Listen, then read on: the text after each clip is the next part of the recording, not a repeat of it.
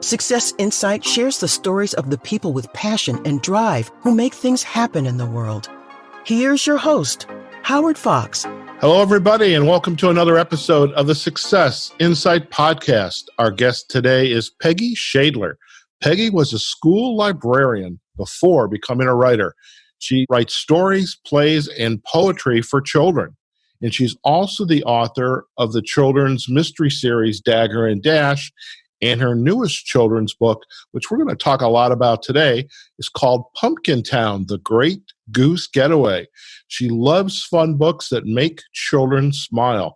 And when she's not writing, she's performing in a variety of other activities, which we'll get into as we go further into the podcast. Right now, I just want to welcome Peggy Schaedler to the Success Insight podcast. Hello. Hello. I'm glad to be here. Fantastic. So, Peggy, I have to admit, you are probably going on maybe at the number 10 or 11 children's book author on the Success Insight podcast. So thank you for that. And I have to admit, I had not expected to have so many children's book authors, and I think I'm building a niche here, and it's actually a really fun niche. I also noticed that a lot of our book authors are former librarians. And so how did you go from becoming a school librarian to becoming a writer?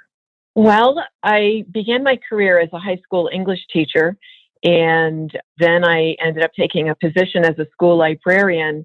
And I had a little bit of an interesting history as a teacher. I'm one of the few teachers who actually taught every single grade level from kindergarten through grade 12.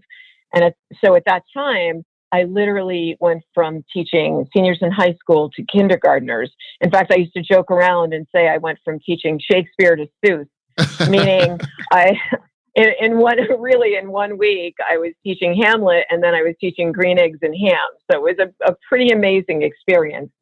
And just when I thought I was surrounded by the best books like Hemingway and Dickens and all the classics, Harper Lee, I soon realized when I became an elementary school librarian that some of the most beautiful, smart, brilliant books are picture books. And I knew at that time that I really wanted to try writing one. Fantastic. And how did you set out to accomplish this goal of writing a picture book? Well, being a school librarian gave me the opportunity to read literally hundreds of children's books, meaning middle grade and also picture books. So I was familiar with the genre, and I decided that I needed to do a lot of research because I know a lot of people think that writing a picture book in particular is really easy. I mean, how could it be hard? It's only 32 pages or 40 pages or something like that. Right. But it's actually really, really hard. And it took me a very long time. And because I think that when you write for children, there's a huge responsibility. So it does take a lot of research.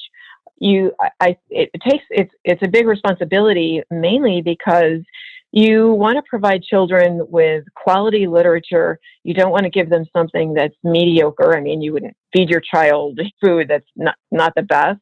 And I don't think you would want children to be on a diet of literature that's just fair. So I knew that whatever I wrote had to be something really special. And also you hope that children would learn from your book, have fun with it, but it would also be a learning experience. And I think also, and I used to tell boys and girls in my class this, that whenever I read a book myself, it changes me in some way. Maybe I have a new perspective, or maybe I'm thinking about the world differently in some way. And so as a writer, and as a writer for children, you want the boys and girls to also have that experience. So all of that packaged up into one task, and it was really hard. And when you were doing the research of the other books, what were you discovering about them as a preparatory step for embarking on your journey? What were you finding about that? Well, I was finding, most importantly, what children like and what they don't like. You know, this is the funniest thing, that children are very picky and very knowledgeable about books, and they're very selective. You can't just give them anything. And as a librarian, and I know all the librarians out there, if you're listening, you'll get it. Children would come in and you would ask them, what type of book are you interested in? They would be very specific, most of them. Some of them would be very much risk takers and say, hey, I'll try anything. And that's the best scenario. But they're very knowledgeable. And so I spent a lot of time talking to children, talking to boys and girls, asking them what they like to read about, and reading at the story chair, of course. I would know books that really made them laugh out loud. I really enjoy funny books myself. I really think that working with children, you have to have a great sense of humor. And so all my favorite books were funny ones. So I knew that I wanted to write something funny. And then I started studying, okay, well, what makes children laugh? What do they think is funny? I had to kind of get into their heads and get into their world. What interests them? And so I studied a lot about that, but also I had to learn a lot about language and vocabulary level, because what you might write for a first grader is not what you might write for a sixth grader, of course. So I studied language, studied so many things, patterns. One of the most interesting things that I learned in writing Pumpkin Town was the relationship between the story and the illustrations. And of course, in a picture book, it's 50-50. You have to have a really great story, but you also have to have illustrations, because both of those things tell the story. Fantastic. And I appreciate going in depth about that. And that's the other thing I'm discovering in this podcast is the complexity of the writing. And as you've just corroborated, writing a children's book with illustration is no small feat at all. It takes work. A lot of thought goes into it. Now, the book, and I do want to get into Pumpkin Town in a little more detail. Does the book or the books you were seeing, do they include rhymes or riddles, jokes, music? What was popular, and what did you include within Pumpkin Town? Well, Pumpkin Town is not a rhyming book. It's regular text. But I will say that I think one unique thing about Pumpkin Town and the language is the characters use a lot of old-timey expressions. I grew up in a household with parents who used all these funny expressions all the time. And one of my favorite stories to tell about that is my mother especially used a lot of fun expressions. Instead of saying I'm going downtown, for example, she would say I'm going over street, or lots of other things. But one of the things she would always say is, if she's making tea, I'm putting water over to boil. So one time my friend called me up and she said, what are you doing? And I said, well, I'm putting water over to boil. And she said, well, what are you putting it over? A fire? She said, no. And I didn't even realize I was using that expression. And there's a lot of them. I'm sure if anybody who's listening can think of a lot of things your parents used to say that were really, really funny. Sure. These characters are very old-timey. They live in an old-time village. And so some of the expressions they use are really fun and funny. And I think kids would enjoy them. And even if they don't understand something, I'm sure the adults or the grandparents in their lives would have a lot of fun explaining them. So, for example, one of the characters says that Sassy the goose, one of the characters in the book is a goose named Sassy. And he says, that's Sassy. She sure is a card.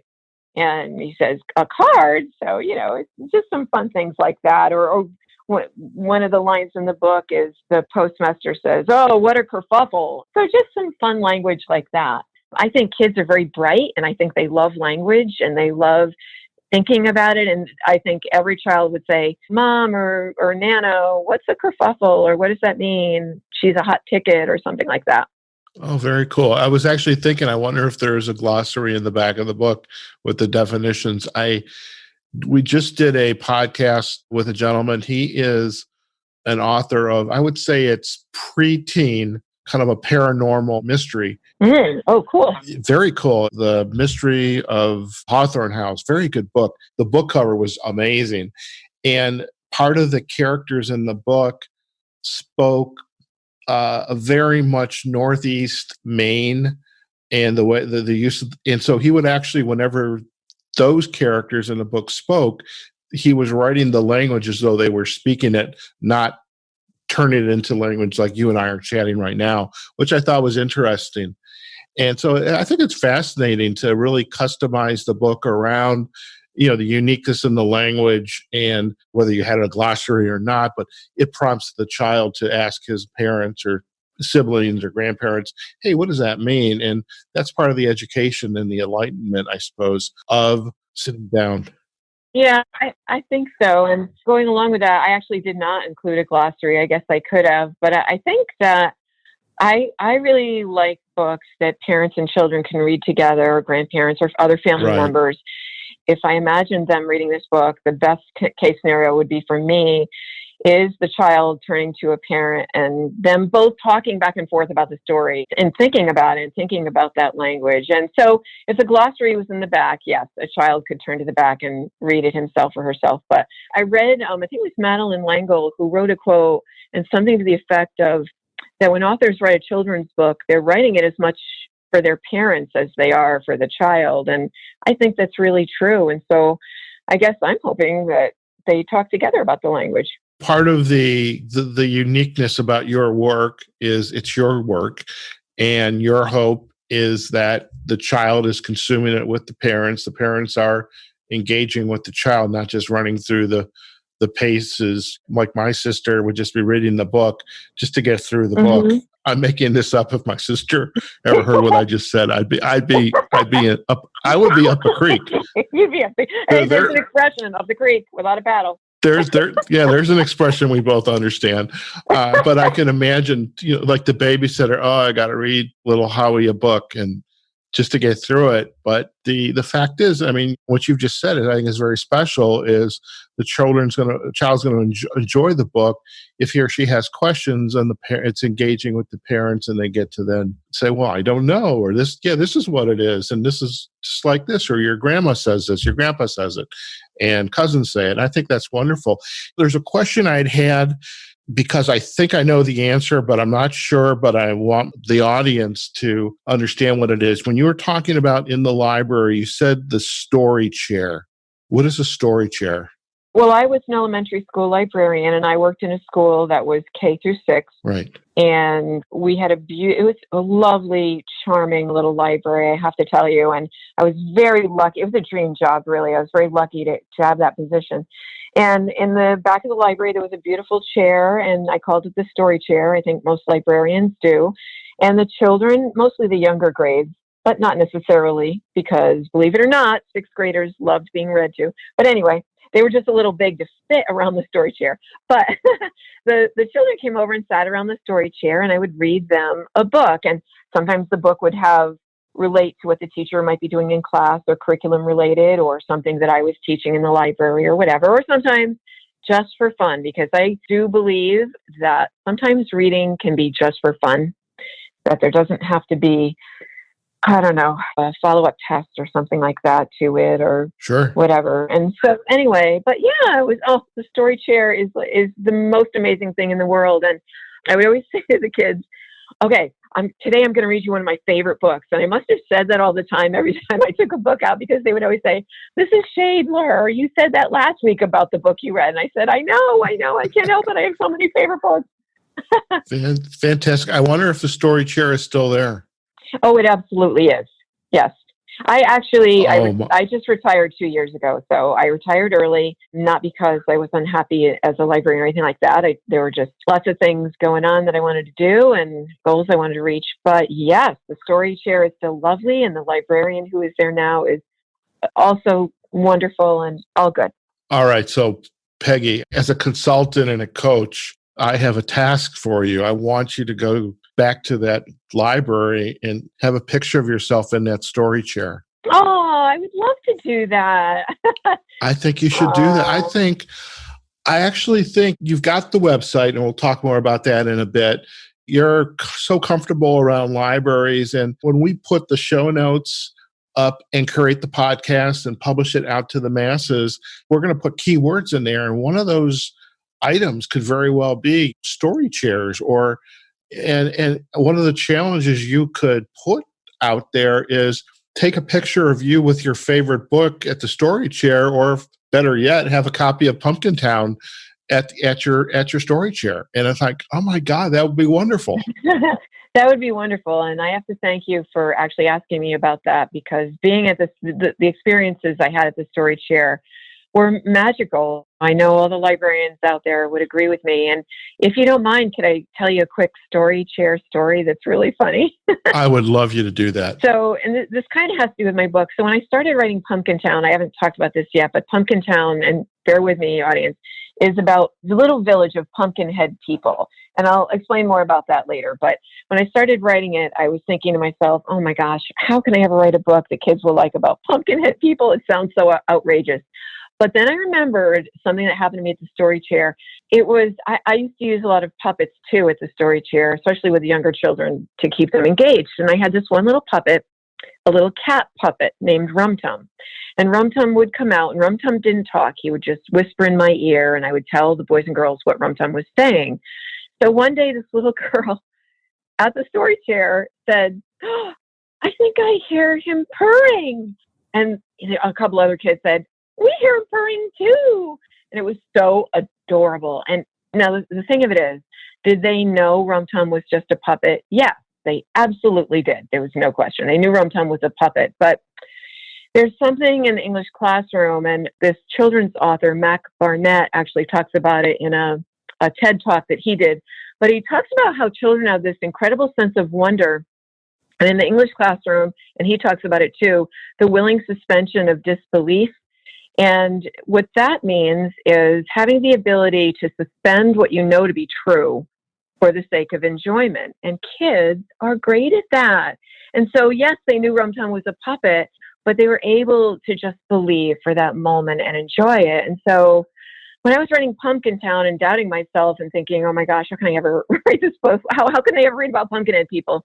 Well, I remembered that little cat puppet, and you know what? They were right with me on that. And so I decided to give it a go. Fantastic. And suspending disbelief for the purpose of helping you accomplish your goal. Because part of the questioning our path forward or our approach, those limiting beliefs as adults, we learn those for a variety of reasons. And kids just don't have those limiting beliefs. And so they're able, like you say, to suspend those. And I think that's wonderful. Yeah, it was a cool thing. One really great experience that has come out of writing the book for me is I've been invited to talk about writing and speak about writing to not only in schools, but also adults. So when I do that, I talk about writing, but there's a lot of writers who go out and do talks about writing. So I wanted to do something a little different. And so when I was learning about your podcast and what it was all about, I thought about my program that I do for adults. And so I decided to just talk about how to keep going and how to reach your goals and how to stay creative.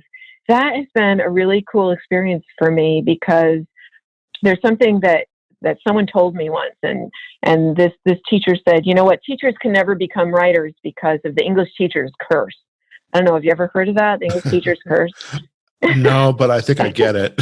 It's where, you're surrounded and you teach the classics and the greats all day long. And so when an English teacher finally sits down to write anything of her own, they constantly compare themselves to the greats, and they can't write anything because it sounds terrible. There are a lot of greats. There are a lot of great writers, but that doesn't mean what you can write something that's original too, and you can write something that's great too, and in a different way. And anyway, so I did. I shook off the curse. Yay! Very, very good. One of the questions I will typically ask in the podcast, and I think it's pretty interesting, you've actually just kind of shared it out of just a natural flow of the conversation, is, what are you doing now that you've written the book? Maybe you're planning book number 2 or 3. However, you're going out there and you're speaking and teaching and presenting to others. And because one of our questions typically is, what's next for you? Also, what are you learning about yourself now? I mean, because you're an accomplished author. I mean, you've written plays and stories, poetry. You've got the children's mystery series, Dagger and Dash, and now you've got this children's book. In addition to wanting to teach and share about your journey as an author, what else are you learning about that process, and then perhaps about yourself? Well, like I think that there's been so many great experiences that have come out of writing Pumpkin Town. And it has not been counting how many books I sold or anything like that. It's been working with people and meeting people. And I've been very lucky because when I've had book signings or when I've done talks or I've been invited to go to group talks and stuff like that, I've met some wonderful people who've shared their goals and have asked me questions and have shared their experiences. And that's been so great. That's been the best thing for me. And my best thing is going into schools. I'll talk about that later, but talking to adults. And like I said, I've been trying to focus more on helping people stay motivated in whatever they do and whatever creative art they have. And I think people are really interested in that. And I know I was. So now I've started to read a million books about staying motivated and how to help the creative process. One author I want to throw out there, by the way, is Austin Kleon. His first book was Steal Like an Artist. And if you are a writer, or actually if you're a creator of anything, it doesn't even matter what, I mean, you have to get this book because it's amazing. And he was really inspiring to me because he writes a lot about how to reach your goals, not just writing about any goal in life. So I feel like that's my way. I want to give back, not only just with my books for children, but I want to help people if they want to become writers or with anything in their lives, or if they're feeling down. Or I think especially with writing, it's really hard. And some days you wake up and you're thinking, oh my gosh, you read the page that you wrote the day before and you think, oh my gosh, that sounds so stupid. Why am I doing this? So it's really hard to get beyond that. And so that's what I've tried to focus on, and also going in schools and working with children and helping to make them happy. Fantastic. And what we'll do in the show notes is we'll find the link to Austin Kleon in this book. So we'll share that as well. Let's talk a little bit about Pumpkin Town now. And I would love if you would gift us and the audience with perhaps a short reading from it. But what's the premise around Pumpkin Town? Just to give you really briefly, Pumpkin Town, what inspired me is an actual place called Pumpkin Town, an actual local attraction in Connecticut. And it is a seasonal little old-timey village with pumpkinhead people. They're not scary. They're not jack-o'-lanterns. The pumpkinheads are charming and sweet and beautiful. And these little people live in this town. There's a bank. There's a general store. There's a post office. They actually live in a community. And you can visit there, of course. This is a seasonal place. It's in autumn around Halloween, but September and October. And so I used to go there just myself, even as an adult, and walk around. And I love the vibe of this little place because it really was a neighborhood of people and a community. And I thought it was begging for a story. So then that inspired me to write it. So this book, Pumpkin Town, this is the first one. It's called The Great Goose Getaway, is about this community of pumpkinhead people. The main character is a little boy named Neddington Patch, Patch like pumpkin patch, of course. And his personality is he gets distracted really easily. So in this particular book, he's really excited because he's entering his pet goose, Sassy, in a pet parade, the Pumpkin Town Pet Parade. But by accident, he leaves the pen open and Sassy escapes. And he turns to his community members and his friends for help. And so they team up together to help him find Sassy. And of course, the question is, will he find her before the pet parade? And how's that going to work out? So it's a story that has a strong sense of community and a neighborhood. And that's, I would say that is the premise of this story. Okay, very good. I would love if you would share with us maybe a passage from the book just to give our listeners just a sense of what they have to look forward to when they invest to get a copy of the book. And hey, we're in December, so perfect timing actually for the holidays. Yeah, if you could share something with us, I would love that. Oh my gosh, I would love to. I did want to say, by the way, that Pumpkin Town, I mean, I know here we are talking about Pumpkin Town and it's the holiday season, right? Wintertime. But this book is not about Halloween. When I was a librarian, I was always looking for books, especially in the fall, that were not Halloweeny. And so I didn't want it to be about Halloween, even though it's, of course, about pumpkinhead people. But this book can be read at any time of year. It's not necessarily about fall. I know a lot of people think, oh, pumpkin's fall. Why would I read it in Christmas? But anyway, Just I throw that out there. Fair enough. Let me read a little bit to you. So it starts off like this. The sun rises over Pumpkin Town. Neddington Patch leaps out of bed. He is excited. Today is the pet parade. He hopes his goose Sassy will win the costume contest. Ned is dressing Sassy up as Squash Gordon, his favorite superhero. He spent days making her costume. Time to get dressed, Sassy, Ned calls. Uh-oh, he's forgotten something. Something important. Did he sew Sassy's cape? Yep. Did he glue her mask? Yep. Did he give her a bath? Definitely. What could it be? The goose pen! The night before, Ned had been practicing his superhero moves. Bam, pow, take that, evil alien. His mother interrupted. Ned, don't forget to lock the pen. You know how Sassy likes to wander. Mommo, he growled, I'm not Ned. I'm Squash Gordon. Well, Squash, after you've saved the universe, please lock up. She handed Ned a key, and then she added, Look out, the aliens are right behind you. But Ned had forgotten, and now the door swings open. Sassy, Ned shouts, where are you? And that's where I'll stop. All right. Fantastic. And I'm excited. I feel like I want to sit around the story chair and hear the book being read. I mean, how cool is that? How cool is that?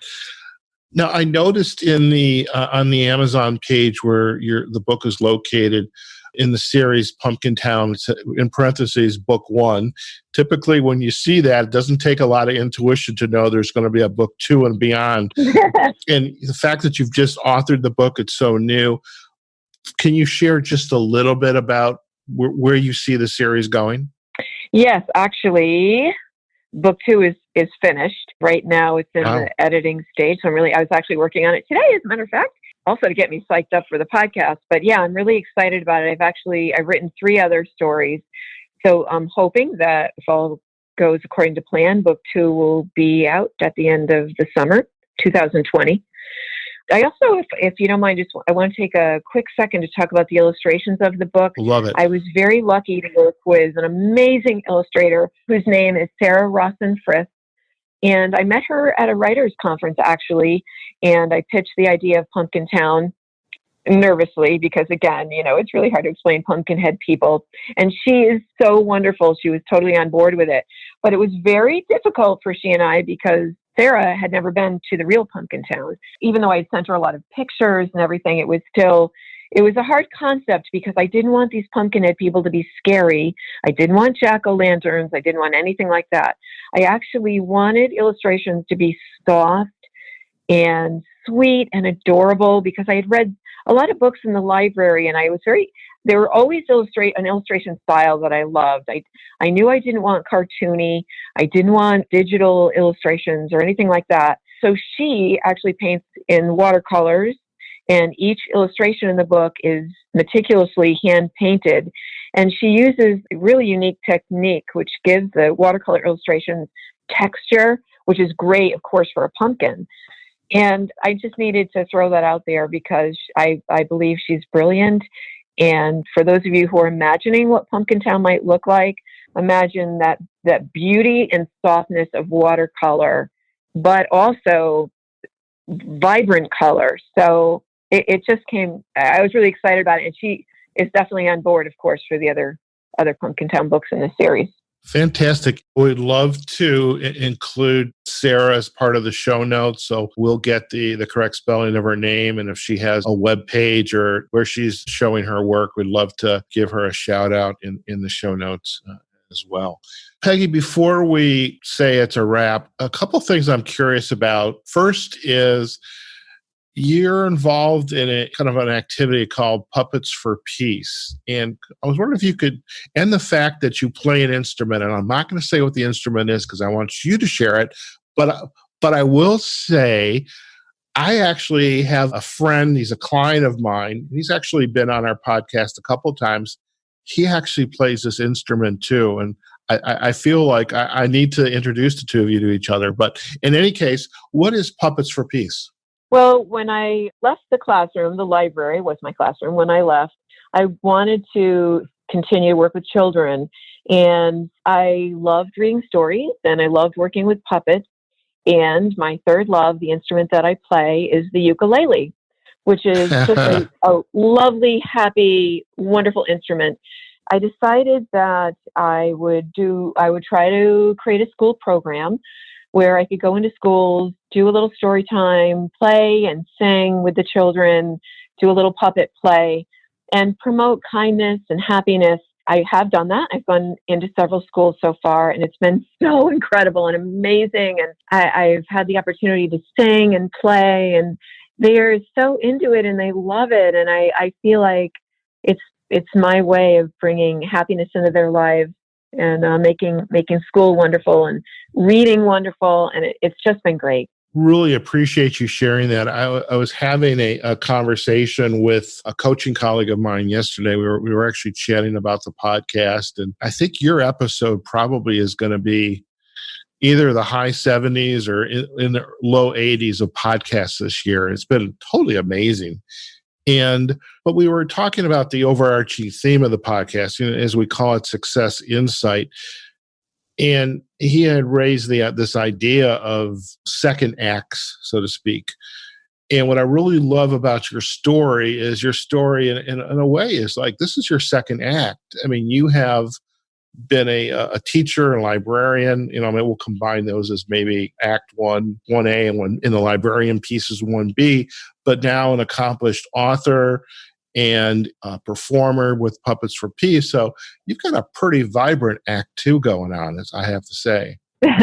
I do. And when I retired, I did take some time for sure to just decompress, but I was really sad. I have to tell you, in September when the school buses rolled by, I was sad. And I realized that I could not sit here. I mean, I could be a writer full time. Great. That was great. I was doing that, but I needed to be with children. That was my thing. And I feel like that's what my passion is. And that's what makes me happy too. So then I'm thinking, well, I've got all these puppets and I have these books. And then when I retired, I began playing the ukulele. And actually, I do play for a group that volunteers in assisted living facilities. We play for nursing homes and stuff like that. And that's been phenomenal experience too. That's another add-on. But I knew I wanted to play for children. So I practiced because the ukulele is pretty simple to play, but it does take a lot of practice. So I did that. And I'm glad you brought it up, because I think in my retirement, you have to do things that make you happy. And that's how you stay healthy in mind, body, and soul, as they say, I guess, right? I don't know. Mm-hmm. Definitely. Another thought that's going through my head is we've had, Dan Pegram is a guest on the podcast. His children's book with illustrations we published it maybe about 4 or 5 weeks ago. Anne-Marie Hannon, we just published last week. So we're going to have, around 8 or 10 children's book authors. And I think it would be really kind of cool to figure out a way to bring you all together onto a podcast just to talk about each of your journeys. We'll have to figure out how to make that happen. But in any case... Yeah, I think that would be great, by the way. Yeah. Those are the things that are going through my head as I'm having a conversation. I'm listening, I'm actively listening, but these ideas, there's like this little light bulb above my head going pop, pop, pop. And so that's the one thing. And as I said, I have a colleague, a friend, client who also plays the ukulele as well. So listen, I really appreciate, Peggy, you taking the time out of your day to come onto the podcast and talk about your journey, your second act, so to speak, and about the books and the process of writing and actually sharing a little bit about Pumpkin Town, the Great Goose Getaway, and doing some reading from the book. If our listeners would like to learn more about you and your work, where's the best places for them to go? Well, my main website is called turtlehillbooks.com. If you go there and you want to write me or leave me a message or communicate with me, I'd love to hear from you. If you're interested in a school program or anything like that, you're welcome to leave me a message at puppetsforpeace.net. It's not .com, it's .net, and it's puppets for with a number 4, Puppets for Peace. And also I have a Facebook page. My Facebook page is called Pumpkin Town Books, and you can communicate with me there too. And I hope that anyone out there who's thinking about writing does decide to just do it, and don't be afraid, because it's awesome. Fantastic. Well, Peggy, thank you again for being on the show, and we're going to most definitely provide all those links that you've just shared with us. And I mean, it's been very enlightening, and I have to say, I really do enjoy these discussions about the authors, and we've got so many of them on the podcast. and about the children's books and the library, so to speak. I do call it a library of podcasts where we're devoting that includes children's book authors. And I think it's been an incredible realization or insight. So there's the name of my podcast, Success Insight. To really, wow, we're getting a lot of children's book authors. So it's been fun. So thank you so much for joining us today. Thank you, Howard. It was my pleasure. There you have it, folks. We have been chatting with Peggy Schaedler on the Success Insight podcast. Peggy is a former librarian turned children's book author, and we talked a lot about the writing process and the work and her love of just being around kids. And I'm actually pretty impressed about the story chair, because I want to talk to Peggy about that afterwards, because I think it'd be kind of cool to see other librarians sitting in their favorite story chair reading their favorite book, and kudos to them if it's Pumpkin Town, The Great Goose Getaway that they're reading. So listen, folks, we're going to put the backlinks to turtlehillbooks.com, Puppets for Peace, Peggy's Facebook page, and we'll also put the author page from Amazon, so you can go out to the Amazon site to pick up a copy of Pumpkin Town. And as I say, every episode, wherever you are, whatever you're doing, go out there, have a phenomenal day. And the other kind of inspiration or insight today is this idea of the second act. What is your second act? And one of the things we're learning from our podcast is so many of our authors, when they sit down to start writing, it is their second act and then some. And so we're really curious about what your second act is. And send us an email. Go visit successinsightpodcast.com, fill out the form, let us know what your second act is. And hey, maybe we'll even have you as a guest on the podcast as well. So that's it, everybody. Go out there, have a phenomenal day, and we'll see you on the next episode of the Success Insight podcast. Take care now. Success Insight is a production of Fox Coaching and First Story Strategies. Find us online, successinsightpodcast.com.